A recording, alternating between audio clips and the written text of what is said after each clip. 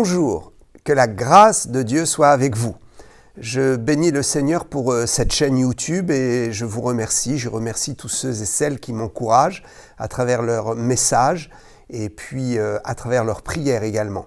Vous savez, nous cherchons tous la paix, la joie, le bonheur et effectivement, ce monde peut nous proposer différentes alternatives pour être heureux. Mais à travers cette chaîne, ce que je veux faire paraître et ce que je veux mettre en évidence, c'est que le bonheur éternel et le bonheur durable, le bonheur profond, parce qu'il y a effectivement la recherche du bonheur immédiat, éphémère, et c'est vrai que ce bonheur-là peut calmer partiellement nos souffrances, mais le véritable bonheur est celui qui est durable, celui qui est éternel, celui qui est fondé sur une sécurité par rapport à l'avenir. Et donc à travers cette chaîne, je veux apporter le témoignage que la seule voie de paix, de grâce, de bénédiction se trouve dans la Bible et à travers la communion avec Dieu notre Créateur. Cette communion, nous l'obtenons par la voie excellente de la mort et de la résurrection de Jésus. Jésus disait qu'il est le chemin. Il est le chemin qui mène à Dieu et je vous encourage de plus en plus à chercher ce chemin et cette communion pour atteindre le ciel et acquérir une paix durable et une certitude par rapport à la vie actuelle et à la vie éternelle. Dieu nous protège dans cette vie et Dieu nous garantit que la mort ne nous engloutira pas pour toujours, mais qu'à travers la mort, nous allons pouvoir découvrir si nous sommes connectés à la présence de Dieu et si nous sommes en communion avec Jésus-Christ, alors la mort ouvrira forcément ses portes pour que nous puissions vivre éternellement dans la paix et la sérénité. Que le Seigneur nous aide chacun et qu'il vous aide à trouver cette paix. Je veux vous encourager dans ces temps compliqués, ces temps difficiles. Pourquoi sommes-nous dans des temps difficiles ? Eh bien, tout simplement parce que le monde est devenu très dangereux et l'homme a basculé dans la folie. Ce qui est terrible, c'est que la folie de l'homme est alimentée par l'argent. Il y a des gens qui ont beaucoup de pouvoir dans ce monde et qui peuvent mettre à mal leurs objectifs sataniques, leurs objectifs ténébreux. Ils peuvent mettre ce mal dans cette société, dans les sociétés du monde, parce qu'ils ont beaucoup d'argent. Ils ont beaucoup d'argent. Et Satan a su aussi donner le pouvoir de l'argent à ceux qui n'ont pas de bonnes intentions. Alors prions afin d'être préservés et prions aussi afin que Dieu, dans sa grâce, nous donne notre prospérité pour réussir dans cette vie et utiliser notre argent pour combattre les forces du mal et pour amener la paix autour de nous.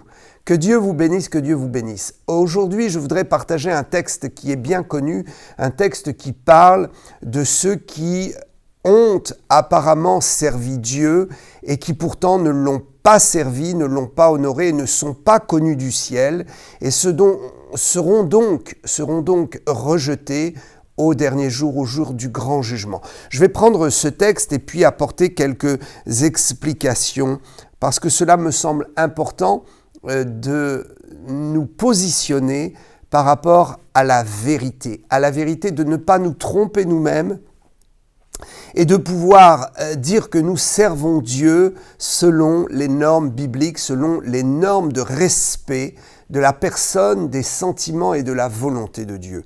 Matthieu chapitre 7, versets 22 à 27. Nous lirons plusieurs versets et je vais en donner l'explication.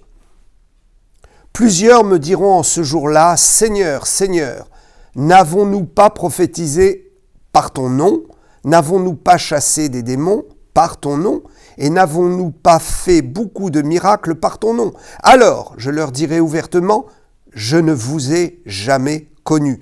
Retirez-vous de moi, vous qui commettez l'iniquité. C'est pourquoi quiconque entend ces paroles que je dis et les met en pratique sera semblable à un homme prudent qui a bâti sa maison sur le roc.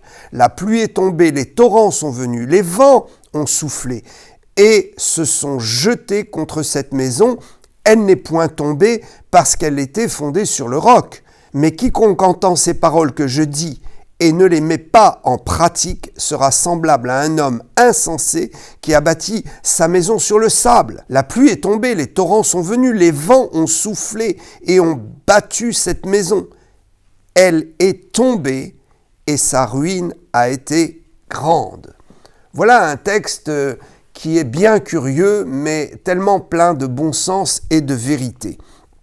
D'abord, je voudrais dire que ce ne sont pas effectivement tous ceux qui lèvent les mains, qui crient « Seigneur, Seigneur » et qui semblent être très spirituels et très religieux, qui ont forcément un fondement solide dans leur cœur et qui ont planté les racines de leur foi dans une relation personnelle avec Dieu et dans une ambition pure. Nous pouvons prêcher l'Évangile et nous pouvons faire des choses pieuses et cependant les faire dans un intérêt personnel, avec une ambition personnelle et sans vraiment vouloir honorer Dieu et sans être dans notre démarche loyale, honnête.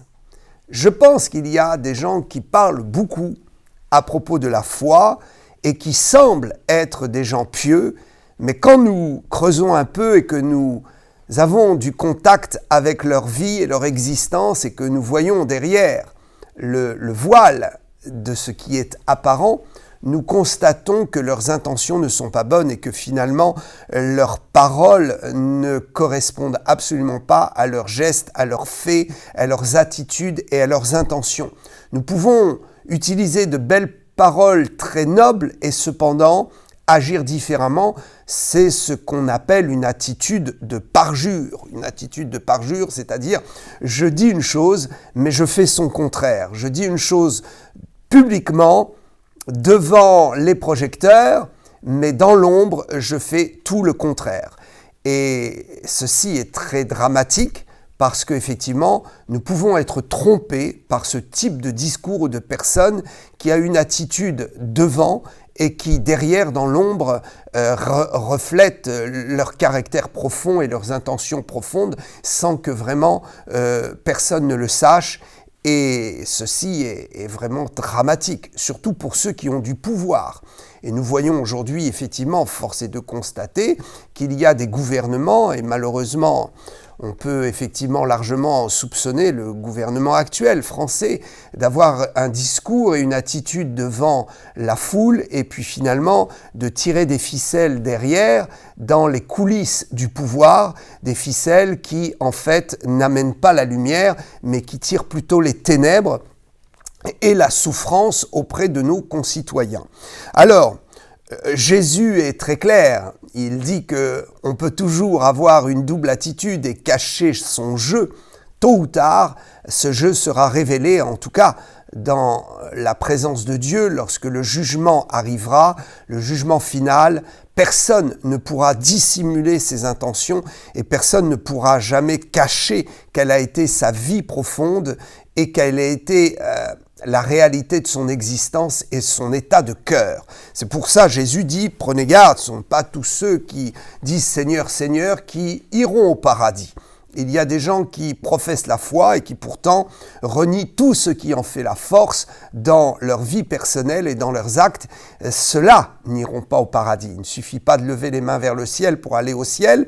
Il faut ouvrir son cœur, être sincère, être loyal et démontrer une véritable attitude d'humilité devant Dieu et devant les hommes pour servir la cause de la lumière auprès des hommes et adorer le Seigneur Dieu créateur de toutes choses en toute vérité.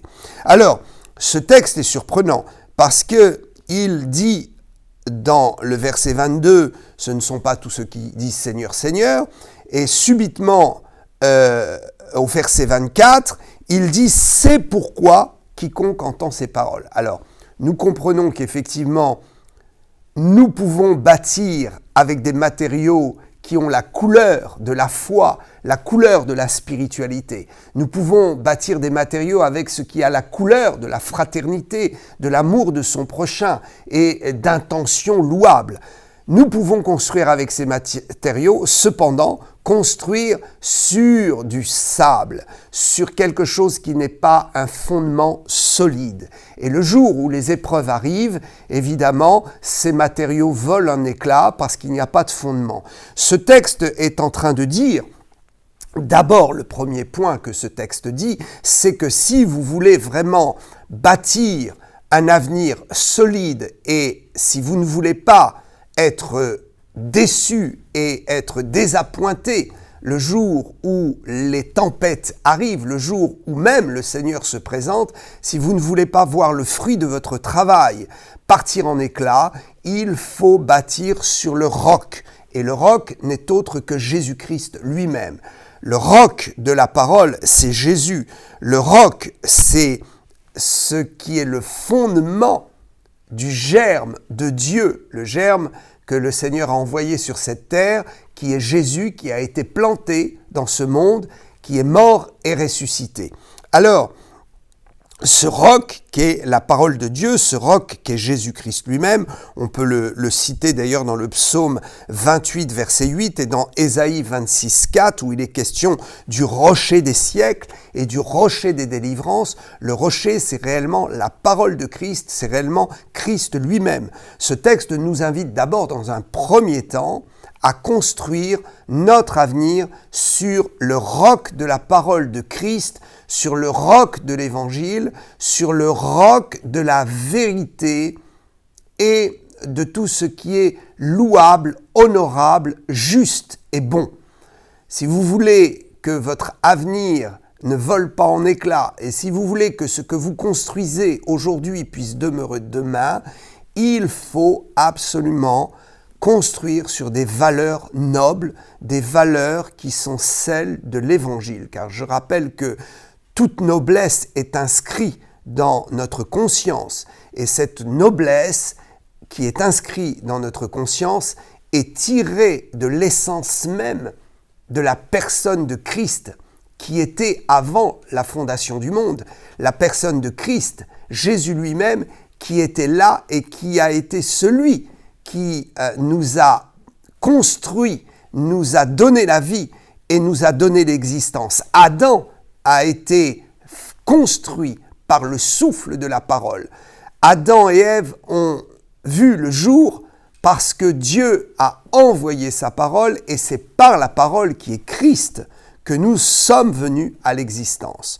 Donc ceci est très très important. Il faut revenir à l'origine des choses et il faut baser notre espérance, nos projets, la construction de notre vie sur le roc et non pas sur le sable qui est l'idée des choses de ce monde, des choses passagères, l'idée de tout ce qui n'est pas durable, de tout ce qui n'est pas la sagesse de la vie. Le sable, c'est quelque chose d'éphémère qui ne peut pas tenir correctement en tant que fondation, qui ne peut pas tenir un édifice. Donc, le sable est vraiment représentatif de toute illusion humaine, de tout ce qui est passager, de tout ce qui est éphémère et de tout ce qui est conseil mondain, conseil qui n'est pas fondé sur une sagesse qui va demeurer. Le sable est tout à fait l'opposé de tout ce qui est sage et qui est correct. Donc, je ne vais pas aller en profondeur dans cette première partie et dans cette première explication du texte, parce que effectivement, c'est une explication que nous utilisons souvent lorsque nous évangélisons dans nos réunions, dans nos campagnes d'évangélisation. Il nous arrive très souvent, nous en tant que prédicateurs, d'utiliser ce texte et d'amener les gens à la raison en leur disant si vous n'avez pas réussi, si vous ne réussissez pas, c'est parce que vous ne construisez pas sur des choses solides et sur une espérance solide. Alors je laisserai ce point de côté et j'arriverai à la deuxième explication.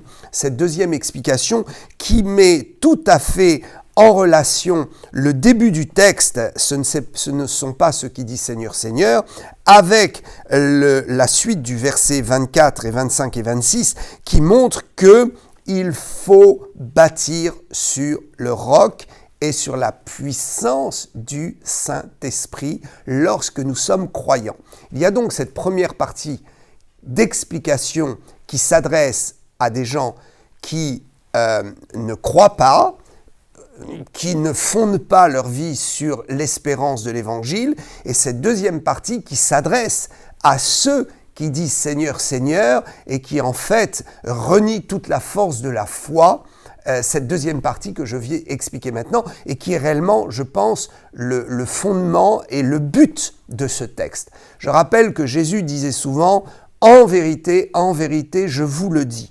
Dans toute explication biblique et dans toutes les paraboles de Jésus, dans tous les textes du Nouveau Testament et aussi dans ceux de l'Ancien Testament, nous voyons toujours un double sens. Une vérité première qui s'adresse à l'ensemble de toute l'humanité, croyants et incroyants, et puis une deuxième réalité qui est beaucoup plus profonde et qui s'adresse majoritairement à des gens qui acceptent la foi ou acceptent l'idée que Dieu existe. Il y a donc toujours une explication première et évidente et une explication beaucoup plus profonde.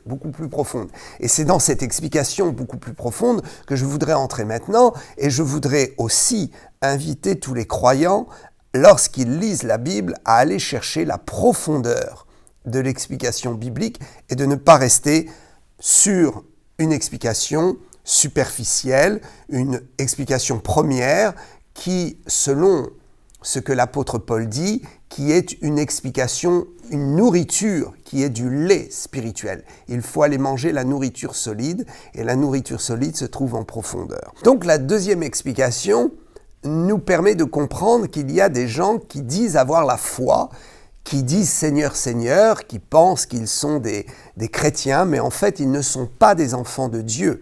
Ils ne connaissent pas le Seigneur. Soit ils utilisent la foi pour leurs propres ambitions, soit ils utilisent la foi parce que c'est une mode, c'est un style de vie, ça fait bien, et cela calme leur conscience. Mais ils ne sont pas des enfants de Dieu. Je veux rappeler une chose, c'est que le terme de chrétien, nous le disons, nous l'avons dit et nous le redirons, le terme de chrétien est un terme qui n'a pas été donné par Dieu ou par les chrétiens eux-mêmes.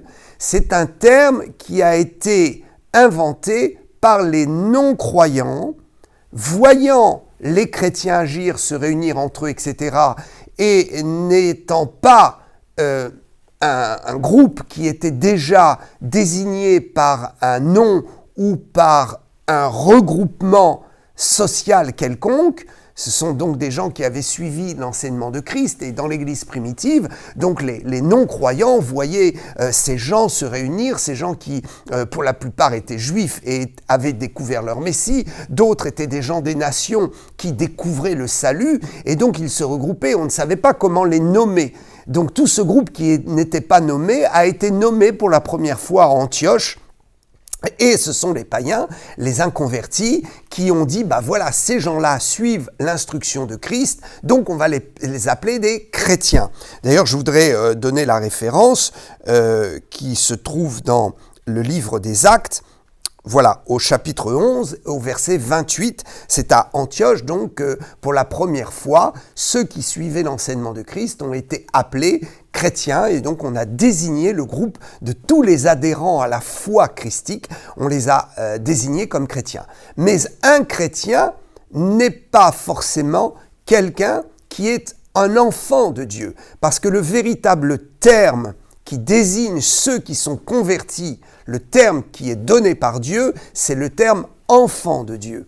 Donc, nous pouvons désigner quelqu'un comme étant un chrétien parce qu'il a les attitudes du chrétien ou il en professe la foi, mais ça ne veut pas dire que pour autant, il est un enfant de Dieu. Car je rappelle que ceux qui avaient désigné le groupe des chrétiens n'étaient pas capables de discerner parmi cette foule ceux qui étaient authentiquement nés de nouveau, qui appartenaient à Jésus et qui étaient des enfants de Dieu, qui avaient pris résolution de vivre entièrement leur foi selon les ordonnances des enseignements de Christ et selon la Bible, ils n'étaient pas capables de discerner entre ceux qui donc étaient complètement engagés et ceux peut-être qui venaient écouter, qui étaient là de passage et puis qui adhéraient, puis qui à un moment donné n'adhéraient plus. Donc ils voyaient une foule, ils disent voilà, ce sont les chrétiens. Et donc nous devons comprendre que dans la chrétienté dans son ensemble, il n'y a pas que des enfants de Dieu et tous les chrétiens de nom ne seront pas sauvés, seulement ceux qui adhèrent à une foi totale, ceux qui sont nés de nouveau, qui ont reçu l'Esprit Saint en eux et qui marchent selon les conseils de Jésus. Je dirais que l'enfant de Dieu est reconnaissable à ce fait, c'est qu'il suit Jésus, il marche avec Jésus chaque jour et il base toutes ses réflexions et ses choix sur le conseil de la Bible. C'est-à-dire que ses choix sont pris en fonction de la Bible.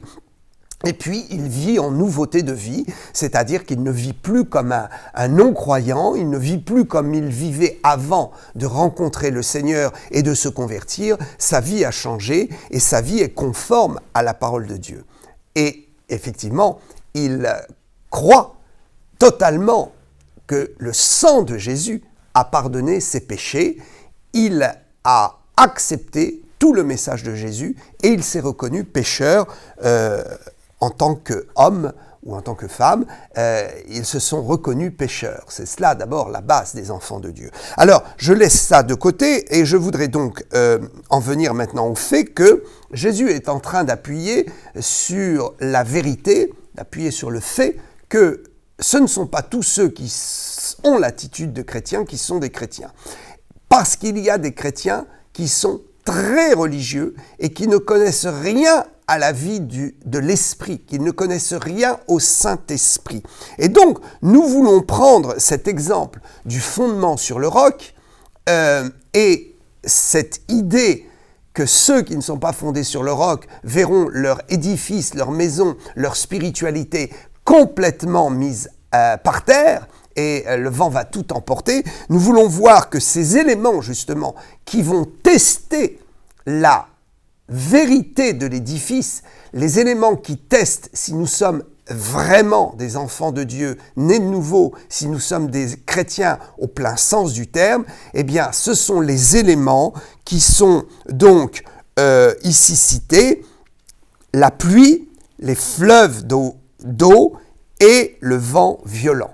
Ces trois éléments, nous pouvons les comparer à des agressions de la vie lorsque nous expliquons ce texte sous l'angle de ceux qui n'ont pas bâti leur vie sur le roc qui est Jésus, qui vivent selon le train de ce monde, qui vivent selon les habitudes, les contraintes, les obligations, et puis également tout ce qui fait la marche dans cette civilisation et la marche selon le monde, c'est-à-dire les habitudes, c'est-à-dire les coutumes, les usages de ce monde, eh bien, effectivement, ceux qui vivent comme cela ne vivent pas selon le conseil biblique et quand les épreuves viennent, donc la pluie la plus forte de l'épreuve, les fleuves de torrents d'agression, de boue, etc., et puis des vents violents, alors tout est mis carrément par terre, et puis il ne reste plus rien, plus d'espérance.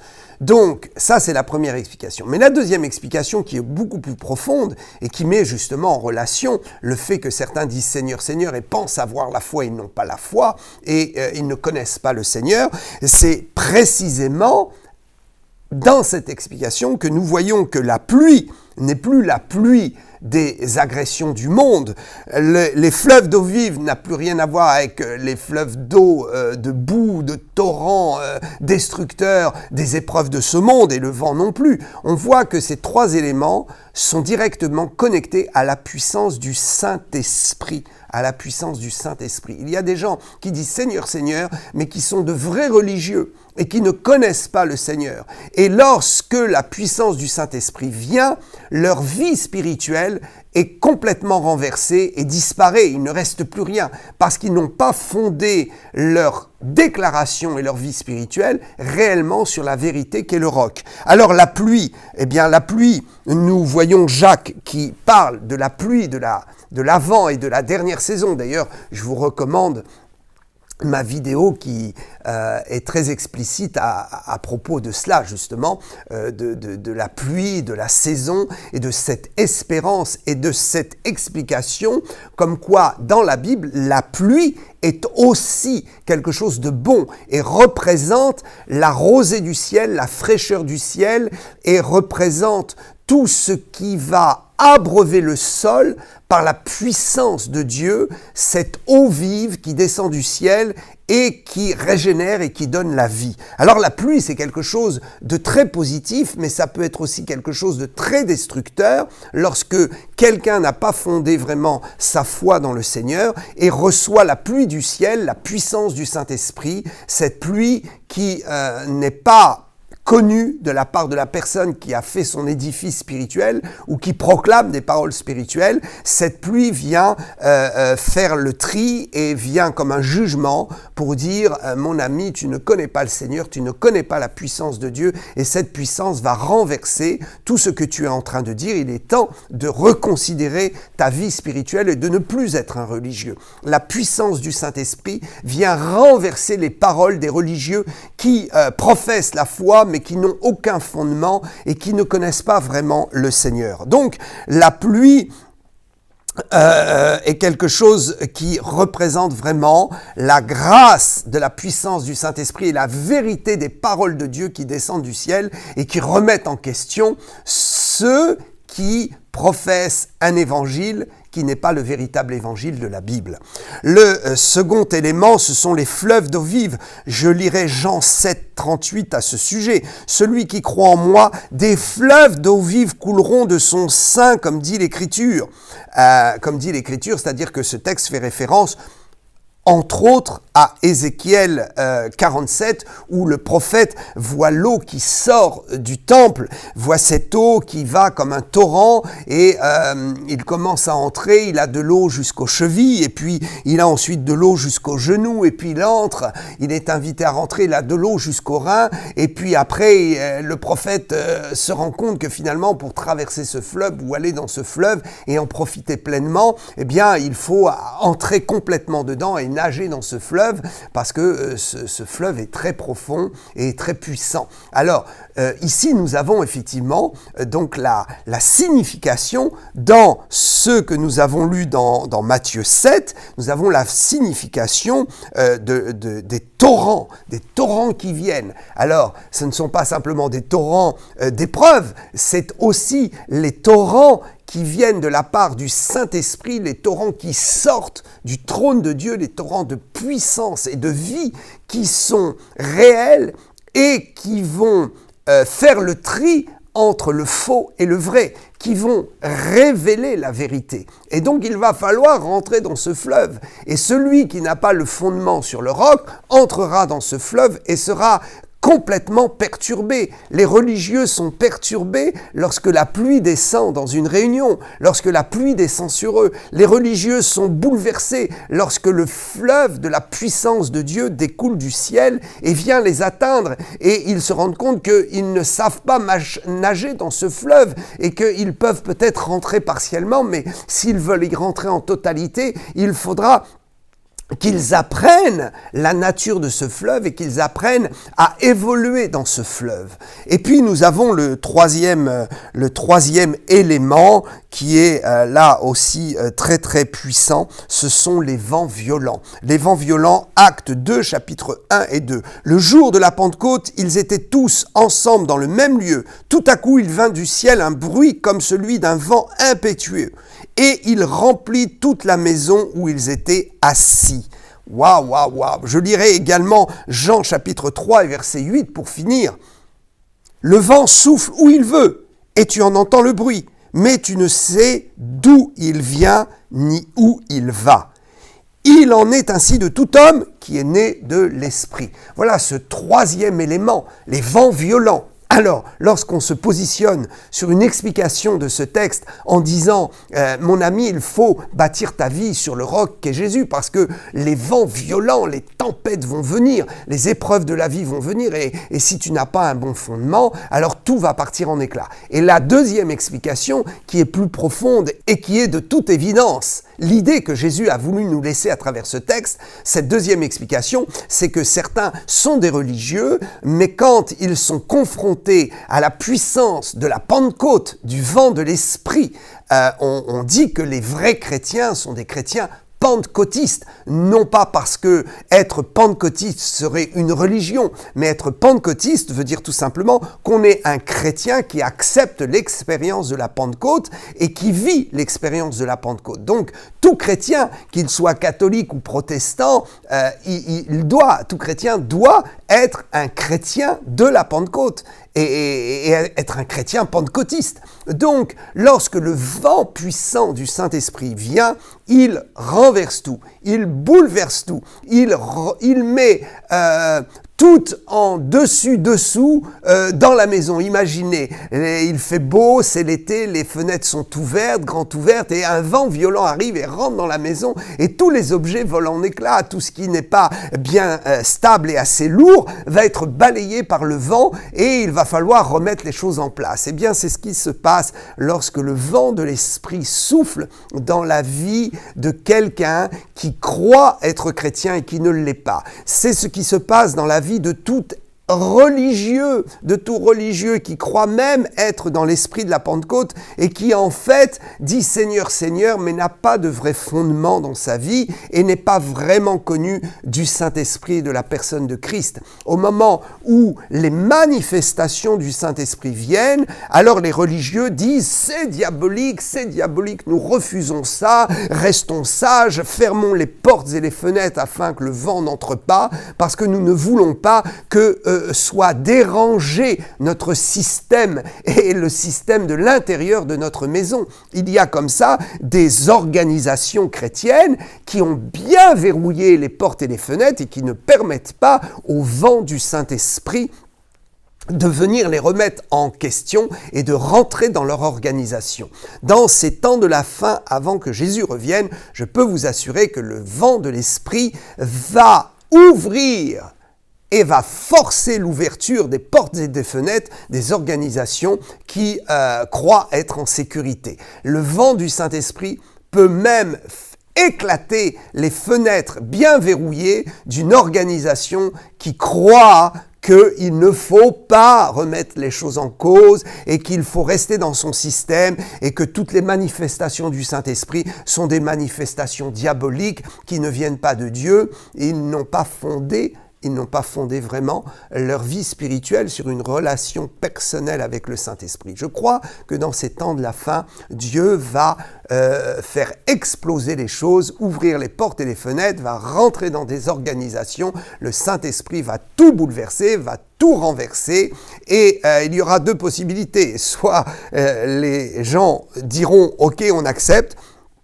soit ils se lamenteront et ils accuseront ceux qui manifestent la puissance de Dieu. Ils iront même peut-être jusqu'à les persécuter, croyant faire un culte à Dieu. Que le Seigneur soit avec nous et que cette explication vous encourage et vous aide à comprendre que un jour ou l'autre, il faut bien être confronté aux épreuves de la vie et tester notre solidité en Christ. Il faut croire que le vent des épreuves de la vie n'auront pas raison de notre existence et aussi il faut croire que le vent du Saint-Esprit veut souffler avec puissance et que ce vent du Saint-Esprit ne renversera pas notre édifice religieux mais au contraire viendra le rafraîchir. La pluie viendra fertiliser notre vie.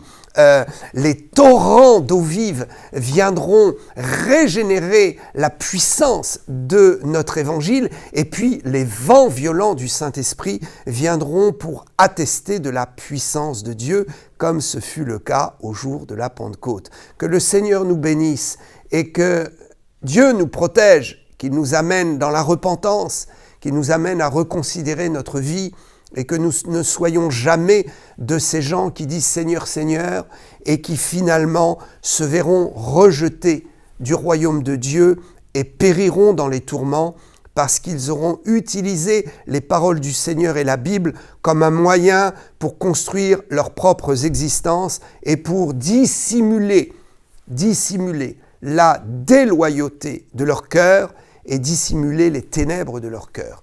Que Dieu nous aide. Je prie pour vous. Je vous bénis de la part du Seigneur et je vous assure que si vous avez regardé jusqu'au bout cette vidéo, c'est que le Seigneur vous aime et qu'il veut vous aider à fonder votre vie sur le roc, afin que vous ne soyez pas renversés par les épreuves de la vie et afin aussi qu'étant fondé sur le roc, vous connaissiez la puissance de Dieu et que vous constatiez que cette puissance ne va pas renverser vos convictions, mais au contraire, va vous édifier. Je vous dis à bientôt pour une prochaine vidéo.